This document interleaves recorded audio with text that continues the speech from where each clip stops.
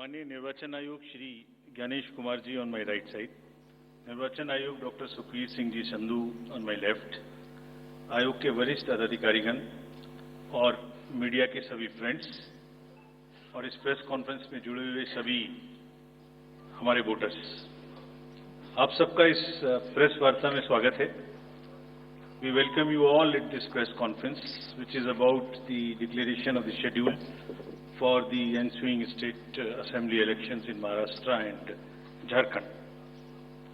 Friends, मैं इस वार्ता को शुरू करने से पहले press conference, which is about the declaration of the schedule for the ensuing state assembly elections in Maharashtra and Jharkhand.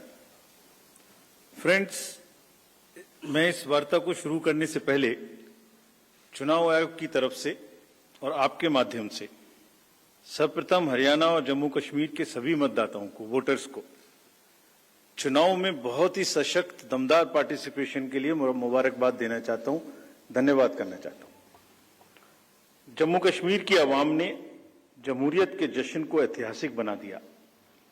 भारी संख्या में पार्टिसिपेट कर अपने जमहूरी हक का शानदार उपयोग किया और जिसने लोकतंत्र की मजबूत नींव रखी है। दुनिया में सबसे बड़े लोकतंत्र के रूप में भारत हर चुनाव में गोल्ड स्टैंडर्ड्स तय कर रहा है, रिकॉर्ड बना रहा है। इन दोनों चुनावों में जो जज्बा दिखाया गया वो लंबे समय तक याद रहेगा। आप सबको वो पिक्चर्स, वो माहौल निश्चित रूप से याद रहेगा।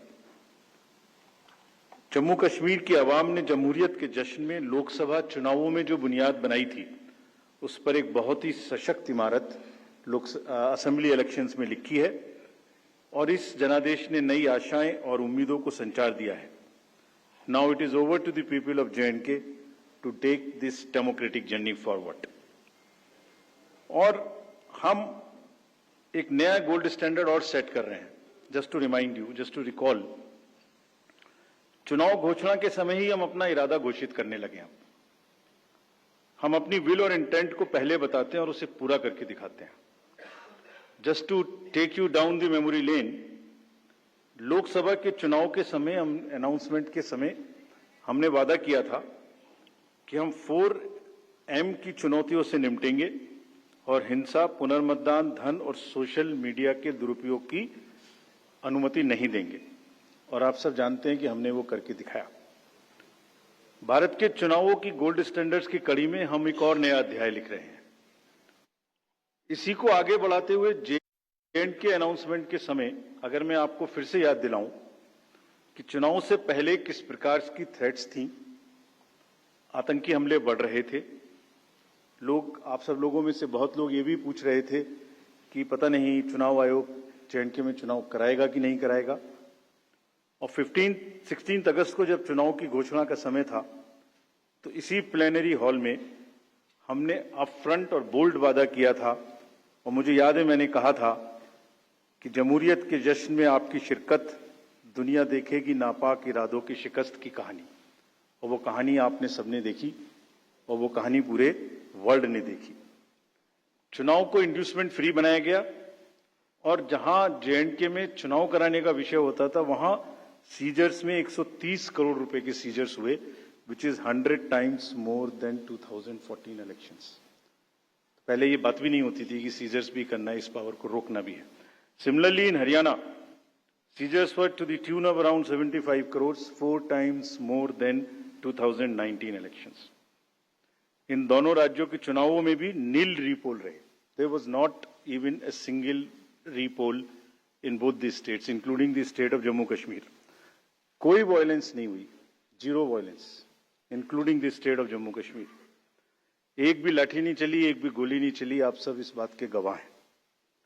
आपने देखे शिकस्त के नजारे।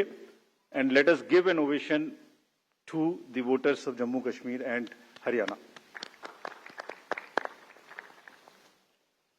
चुनाव दर चुनाव घटती हुई हिंसा, बढ़ती भागीदारी, रिकॉर्ड सीजर्स, मतदाता बिल्कुल स्पष्ट संदेश दे रहे हैं that they have full belief, they are very participating in the electoral process।